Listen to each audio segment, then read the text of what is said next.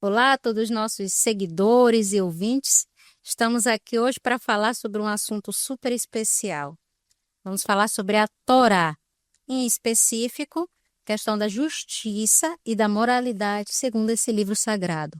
Hoje nós vamos ter um debate aqui com minha colega Terezinha. Prazer, Tainara. Prazer é todo meu, Terezinha. Ela que é estudante, né, da pós-graduação em Ciências das Religiões, da UEMANET, vai estar trazendo para a gente aqui algumas informações super relevantes sobre o conceito de justiça. Terezinha, elucide para a gente essas nossas dúvidas com relação ao que seria justiça segundo a Torá.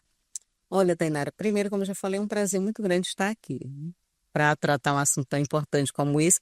E já queríamos deixar aqui, assim, depois de estudar e de pesquisar, a gente entendeu quão importante é e quantos benefícios, não é, esse conhecimento pode trazer. E aí nós queremos deixar aqui para você também um convite a estudar a Torá, estudar um pouco sobre o costume, não é? A tradição judaica. E a justiça dentro da tradição judaica é um conceito muito importante, né? É um princípio muito importante. Na verdade, é um princípio central, porque é orientado que se faça justiça, que se viva a justiça, tanto no social, tá, como também na vida religiosa. Tem um texto de Deuteronômio, capítulo 16, versículo 20, que fala assim: justiça, justiça perseguirá ou seguirá. Ou seja, a justiça para os judeus precisa ser buscada de forma ativa. E isso para que eles não corram risco de cometerem injustiça, porque eles valorizam muito esse princípio. Muito interessante. O que nos leva, né, a tentar entender o que seriam esses princípios que tem na Torá, o que é a Torá em si. E se avaliarmos que a Torá é esse livro sagrado do Sim. povo judeu, que é tem aí uma tradição religiosa de mais de 4.000 anos, e que, do que se sabe, só é o primeiro povo a professar uma fé monoteísta. Sim. Isso os diferencia de todos os outros povos, né, com quem eles se relacionavam naquela época, tendo em vista que foram os primeiros a professar a fé a um único Deus. Isso muda completamente o modo deles de ver as relações de poder, as relações interpessoais, o modo de se organizar, o modo como estrutura sua cultura e suas normas. E a Torá é isso, né, Terezinha? A Torá é um livro de normas, Mas regras. precisa serem seguidos. Exatamente. O que é interessante, porque aí a Se gente. chamar, inclusive, de um manual para a vida, né? Exato, exato.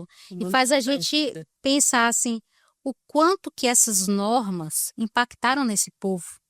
Como que essas normas determinaram o que que esse povo iria acreditar, como é que ele ia se comportar, com quem que iria se casar, quem que Sim. ia ocupar os cargos de poder, e a gente percebe o quanto que esse livro influenciou no modo de vida do povo judeu. A ideia que se tem é que são normas divinas, isso a gente tem que levar em Sim. consideração. Essas normas, que são normas Com morais, isso, o rigor e o valor, né? Que exatamente. não são qualquer normas. Não é uma regra construída do homem para o homem. Sim. São normas morais, são normas de comportamento, são leis feitas por Deus para o homem, para seu povo. E é interessante a gente analisar isso, porque já que são normas divinas, elas precisam ser obedecidas rigorosamente. E é pautada nessa obediência rigorosa que se constrói o ideário judaico. Sim. Essa ideia de quem somos, como é que é o nosso povo, no que cremos, vem daí. Eu preciso ser obediente à lei, à Torá. Então, a Torá, ela constrói ali um modelo de povo. E um povo este que passou por muitos conflitos, um povo este que passou por guerras, um povo este que passou pelo exílio e pelo holocausto. Olha como essa lei influenciou esse povo. Construiu eles, construiu sua identidade e também os fez um povo resistente. Isso dando normas de conduta. Exatamente. Que fez eles resistirem, apesar do exílio e do distanciamento geográfico. Ainda assim, eles têm aquela unidade. Eles têm aquela identidade. E para isso precisariam ter como base Exatamente, um livro sagrado. Torá, né? É interessante a gente ver isso, porque a Torá em si, enquanto livro de normas, ele possui mais de 600 normas. 630 normas. E essas 613 normas, é interessante a gente avaliar que elas são chamadas pelos judeus de declarações, Sim. especialmente os 10 mandamentos. As declarações de Moisés, elas são declarações que são vistas ali como declarações importantes para a resistência daquele povo no deserto, para que aquele povo se mantivesse unido, com relações saudáveis, relações de subsistência necessárias para que naquele ambiente que era insalubre, caótico, cheio de seus desafios, né, cheio de suas limitações, ainda assim eles resistissem. Foram provados mesmo, não é? E Exatamente. precisavam, como a gente já falou, de uma base para sustentá-los. Exato. É interessante a gente ver, então, que a norma aqui, ela não tem só a ideia de te aproximar do divino. Não, Não te aproximar do outro, mas te aproximar de daquele mesmo. que não é divino, do homem. Exatamente. Então, quando eu estabeleço a ideia de que eu preciso obedecer aquelas normas, eu sei que eu estou obedecendo, cumprindo a norma de Deus, obedecendo porque eu quero me assemelhar a Ele, Sim. porque eu não obedeço a norma simplesmente a obedecer, mas eu quero me assemelhar a Deus. Eu quero me assemelhar a esse divino. Mas não é só isso. Eu sei também que essa norma me possibilitará ter uma relação outra com meu irmão, com meu companheiro, com a minha Isso. comunidade. E aquilo ali fundamenta a relação coletiva que se tem entre eles. Exatamente. Então, aí a gente precisa entender, Terezinha, a questão desses princípios, né? Quando a gente fala, por exemplo, o que seria essa justiça? Como é que ela se aplicaria nesse tempo? A gente precisa entender algumas questões ali da cultura, né, desse povo. Por exemplo, eu gostaria que a gente debatesse aqui, Terezinha, um ponto importante, né? Como é que esse conceito de justiça na Torá, ele se diferencia, né, de outras visões filosóficas, de outras religiões? Como é que justiça na Torá é apresentada e qual é a diferença, né, para outros povos, para outras doutrinas religiosas? Como é que é isso? Porque assim, enquanto outras visões, por exemplo, visões filosóficas, outras encaram a justiça como algo que tem que ser só ali a questão da punição, Exato. não é do rigor. A Torá, ela nos ensina, ela ensina, na verdade, que a justiça, ela é divina também, não é? São orientações divinas e por isso elas precisam ter um equilíbrio. Então, a justiça ela não é feita apenas como forma de punição para o judaísmo, mas ela cumpre ali o seu papel de justiça na prática, no sentido de punir, na questão do rigor, mas ela também tem a questão da misericórdia que acompanha, que é justamente esse olhar para Deus. Então, eu oriento a justiça que seja praticada de forma rigorosa, sim, mas eu também reparo essa pessoa, esse ser humano a quem está sendo aplicada essa justiça.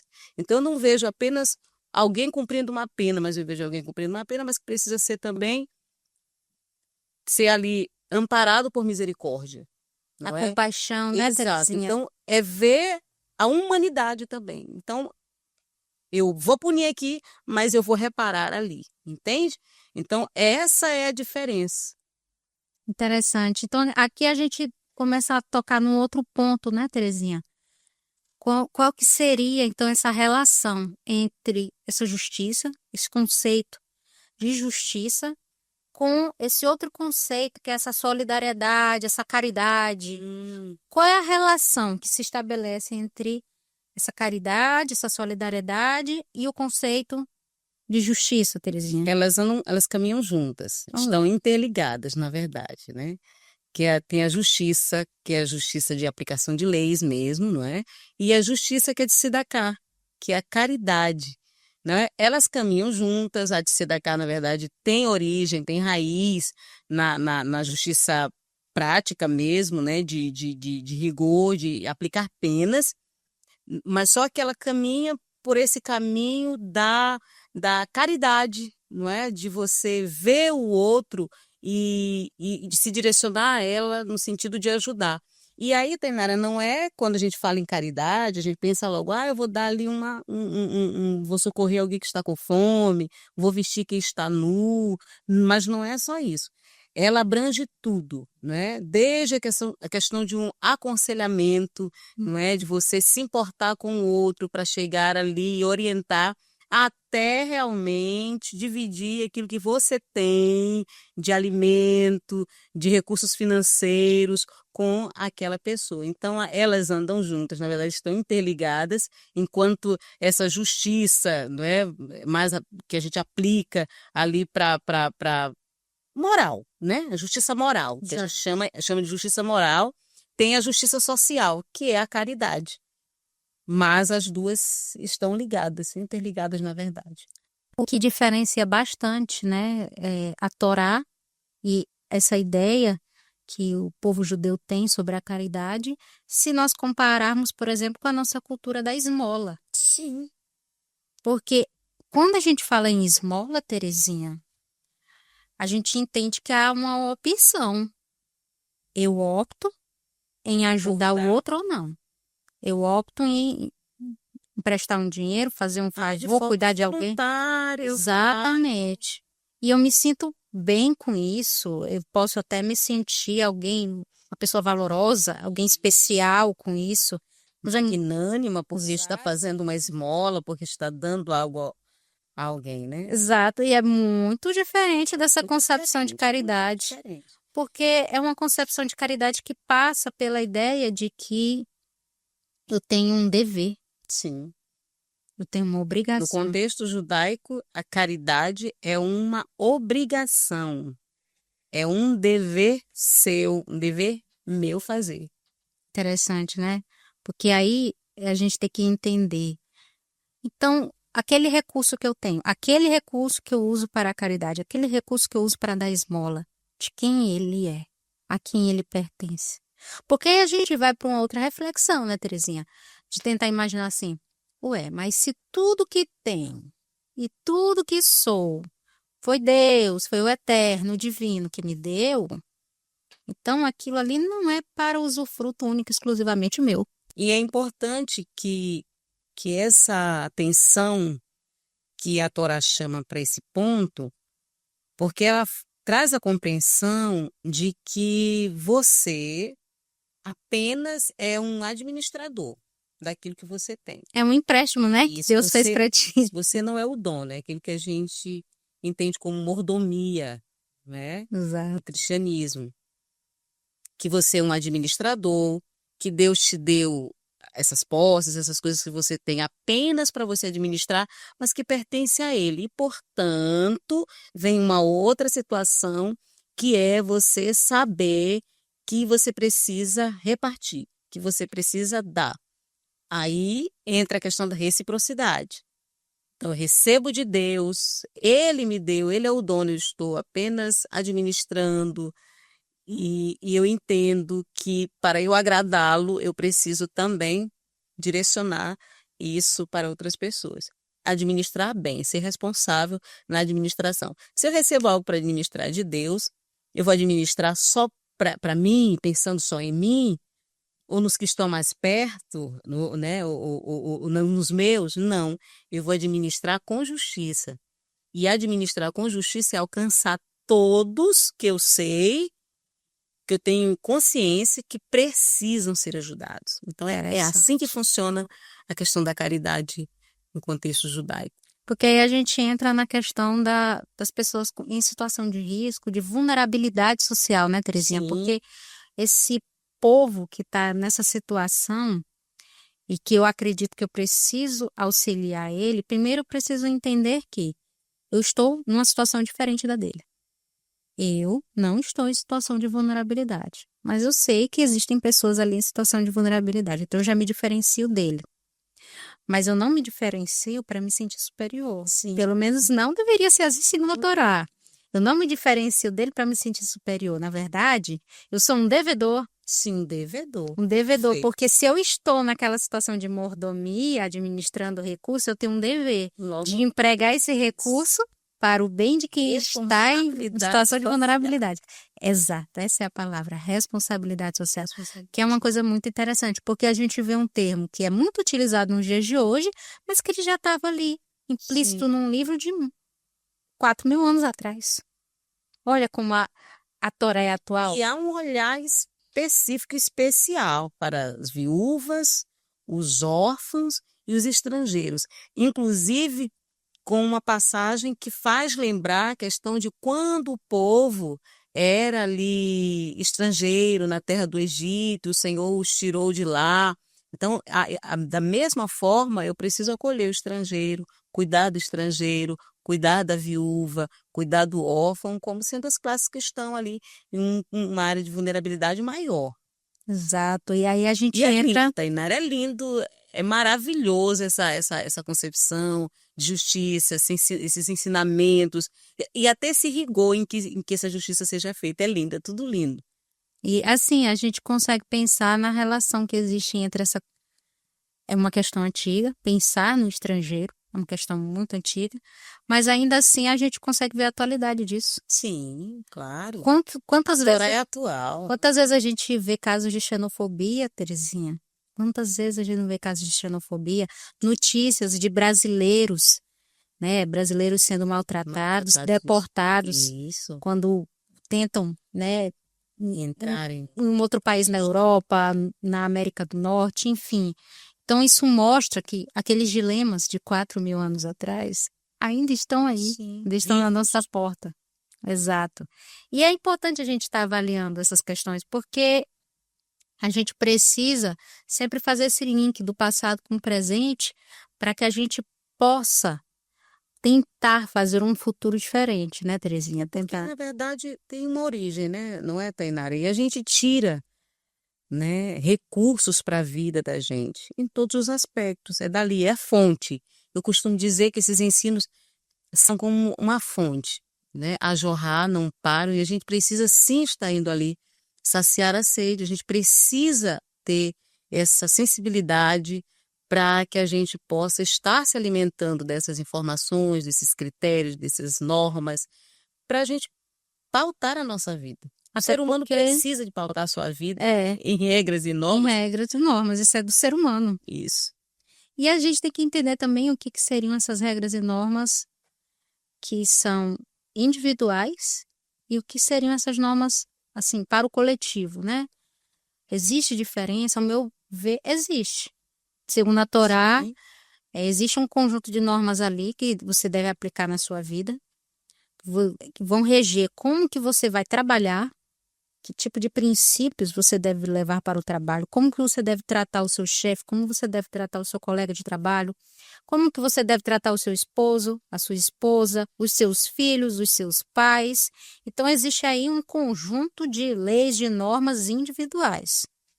Porém, também existem as normas coletivas. Eu acho que essa coletividade, como você bem pontuou, essa questão da solidariedade, da responsabilidade social, isso muda tudo. Porque se eu entendo que eu tenho um compromisso com o outro, um dever com o outro, isso faz de mim parte de um todo. sim, perfeito. Me faz integrante. Quando me Sim. faz integrante, aquilo ali passa a ter um outro valor para A mim. dor do outro é a minha dor. Exato. A necessidade do outro é a minha necessidade. Muda No tudo. sentido de, Isso muda tudo, Teresa, isso muda tudo. E isso é interessante a gente avaliar, porque vivemos em tempos de individualismo.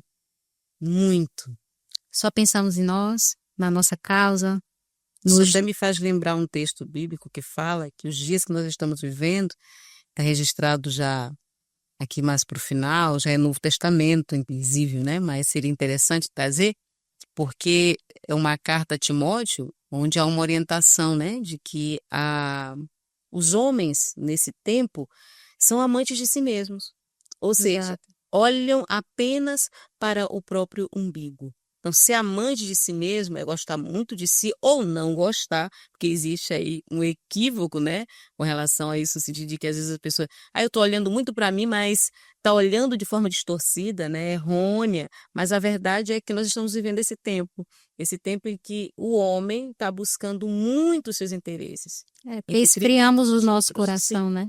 Nós esfriamos o nosso coração a um ponto em que a dor daquela pessoa em situação de vulnerabilidade não é minha dor, é só a dor dele. É só a dor dele. E é dele. E é exclusivamente dele, eu não tenho nada a ver Nada com a ver isso. com isso. Gente, E é totalmente diferente no olhar da Torá. da perspectiva da Torá, da justiça na O que, tradição judaica.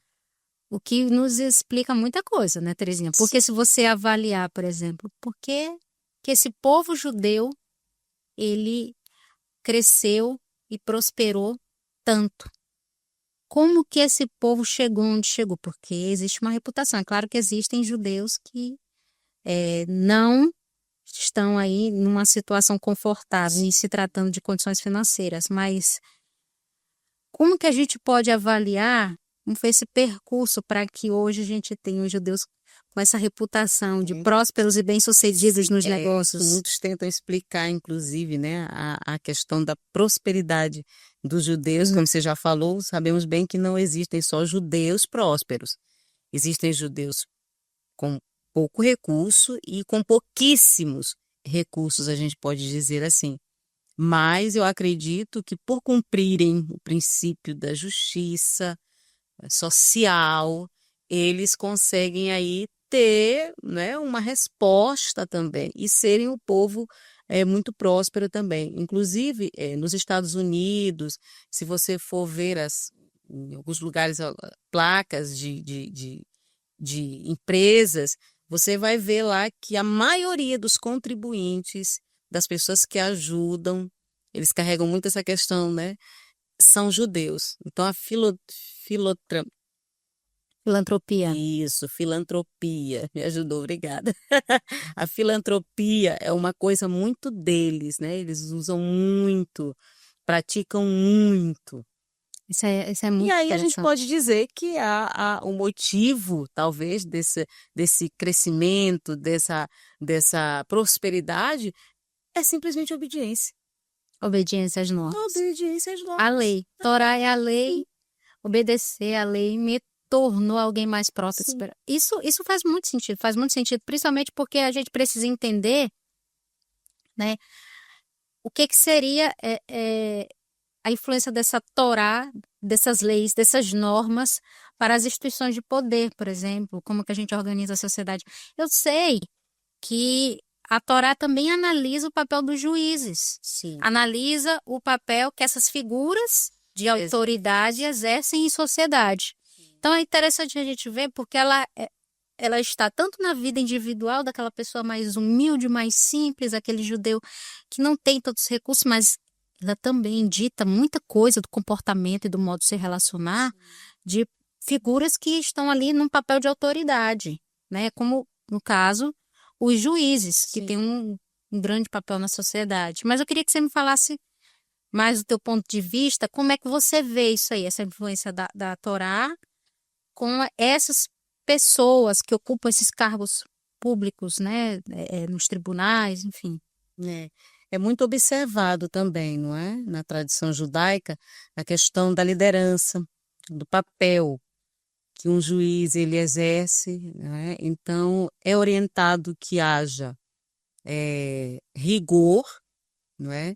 Mas também muita responsabilidade. Inclusive, um juiz, ele precisa ser um homem sábio, ele precisa ser um homem coerente, ele precisa estar debaixo das normas divinas para poder julgar as causas, ser imparcial também e fazer tudo para não cometer injustiça.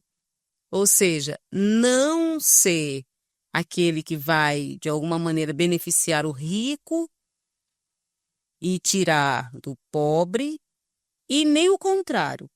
Então, o que se espera, o que se deseja é que este juiz, além de um homem íntegro, sábio, ele seja imparcial e também caminhe debaixo da ideia da misericórdia e dos princípios estabelecidos por Deus. Ele não pode fugir disso, porque essa justiça, mesmo sendo humana, tá? Essa aplicação, ela precisa estar baseada, pautada na justiça de Deus, para poder ser de fato justiça. Mas aí Entendeu? qual seria a diferença exatamente entre essa... O que diferencia de verdade a justiça humana dessa justiça divina, É Terezinha? justamente esse equilíbrio. A justiça humana, ela pune. Ela pune. está ali, ela está ali responsável por punir, na prática. Então, pune e cumpre ali o seu papel, e tem que cumprir. A justiça pautada na misericórdia, ela repara também. Então, ela pensa que ela precisa punir, mas ela não nega o olhar para o outro, o olhar como vendo um ser humano, quando vendo uma pessoa que, apesar de precisar ter sido punida por alguma falha, algum erro, mas precisa também receber misericórdia, precisa ser cuidada. Então, ela pune, mas ela repara, entende? Muito interessante. Interessante. Então, assim, em resumo, a E gente... precisa também, Tainara, sempre ser feita dentro desses padrões, né? Não pode fugir dos padrões divinos para exercer a justiça. Exato. O julgar. Assim, a gente já falou de bastante coisa, a gente já percebeu aqui que a Torá, ela tem, assim, parece que 4 eixos principais que a gente pode ver dentro dela, né? Em primeiro lugar, a gente vê a justiça como um princípio, assim, fundamental, Central, a ideia, central para a Torá. A gente viu também a questão dessa solidariedade, essa compaixão, esse afeto pelo outro, esse cuidado. A gente viu também a importância dessa responsabilidade social, essa responsabilidade coletiva. Mas tem um outro ponto que é importante, que está pautando também o comportamento dos juízes, que é a questão da honestidade. E que é importante a gente estar trazendo aqui, porque a gente vê muito, por exemplo, a relação que existe entre os princípios da Torá com os dilemas que vivemos hoje nas redes sociais. Em se tratando de honestidade, Terezinha, quantas vezes a gente escuta notícias aí sobre golpes nas redes sociais? Quantas vezes a gente não escuta histórias assim? Mas, para além da honestidade, a gente também vê nas redes sociais muito discurso de ódio, muita violência, muito cyberbullying, muito cancelamento. Então, são comportamentos que se estabelecem nas redes sociais, desumanizados, né, que rompem completamente com os princípios da Torá. Sim. E é interessante a gente ver, porque é um livro sagrado, que influenciou não só o povo judeu, mas influenciou fortemente o povo cristão e também o Islã. Sim. Então, a gente percebe que é um livro que ele traçou muitos caminhos na história da humanidade, que refletem na sociedade de hoje, Com na nossa certeza. cultura hoje. E quão bom seria, Terezinha, quão bom seria se nas redes sociais pudéssemos ver pessoas mais comprometidas em obedecer certas leis comportamentais divinas que estão presentes ali na Torá. Sim. Quão bom seria. Independente da religião da pessoa, a gente sabe que é comum observarmos isso, né? Existem algumas questões que são comuns a todas as religiões que a gente vê, e uma delas, a gente pode pontuar aqui, que uma coisa que une de hinduístas a budistas, islamistas, cristãos, enfim, diversas religiões, é a questão do amar ao próximo como a ti mesmo, né, Terezinha? Sim. Está presente em muitas e muitas religiões, esse Questão princípio do relacionamento com o outro, com o outro. não é? E a gente percebe a necessidade da gente estar vendo a aplicação disso no comportamento dos internautas. A gente precisa disso. Urgente. Respeito e humanidade nas redes sociais. É urgente, é para ontem. E esse princípio que está lá na Torá. Causa, inclusive, Tainara, da liberdade. Exato. A gente sabe que, nesse contexto, né, as pessoas elas são muito livres. Elas não não se conta com alguém imediatamente ali para tolir um comportamento errado, né, para punir, não tem. E aí essa liberdade é que faz mesmo aflorar essa desumanidade, esse desrespeito, esse desvalor que muitas vezes é dado, né, ao outro. Então eu desvalorizo tanto o meu semelhante a ponto de não me importar com o que possa acontecer com base naquilo que eu fale ou que eu faça. Então, nós contamos aí com a questão da vulnerabilidade, que está todo mundo vulnerável a sofrer e também a fazer, e essa facilidade, né? Essa facilidade que eu tenho de poder tocar em quem eu quiser, né?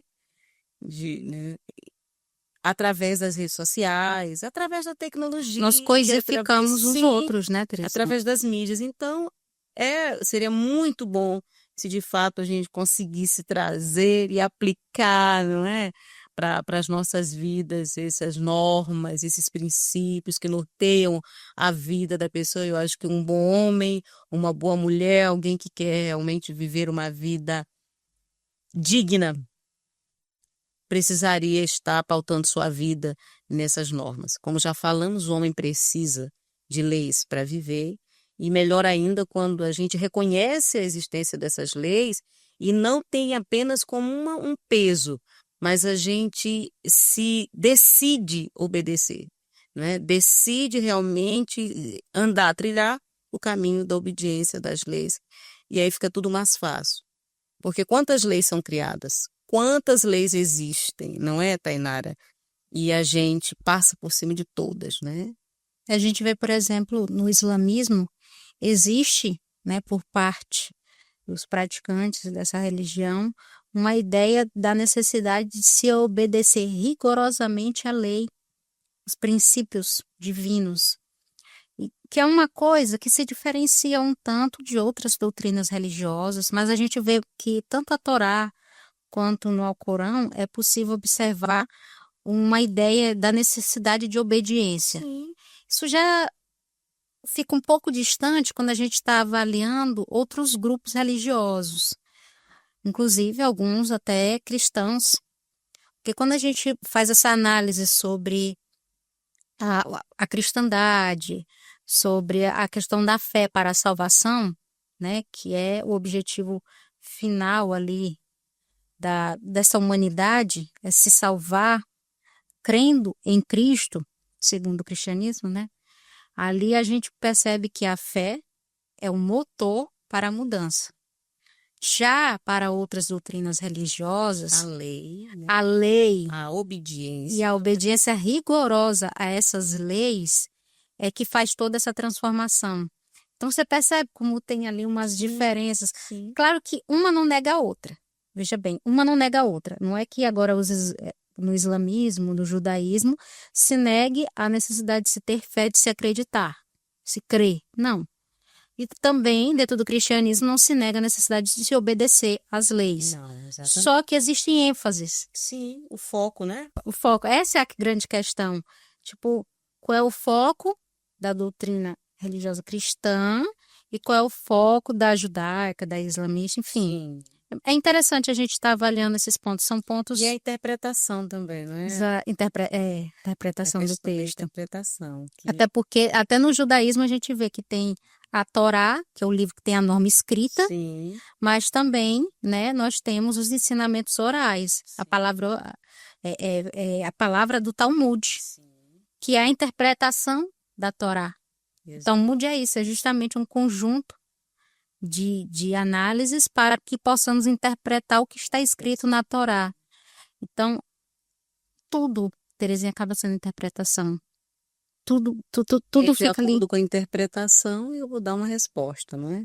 Exato. E muitas vezes esse foco está mais ali na fé, outras em obediência, outras na caridade, enfim, né? Exato. Essa é a grande diferença que a gente vê entre essas religiões. Enfim, Terezinha, De foi tudo é melhor obedecer do que sacrificar, não é? exato. É melhor obedecer do que sacrificar. E aí fica uma grande lição, né, Terezinha, pra gente. Fica uma grande lição, porque sabemos dos dilemas atuais que vivemos. E cientes desses dilemas atuais, a gente fica procurando por respostas para mudar a realidade que vivemos. E aqui, no livro sagrado, a gente pode encontrar. Com certeza. Isso é muito bom. E é reconfortante. Reconfortante. É um alívio. É um alívio. Gera paz, né? Gera uma paz.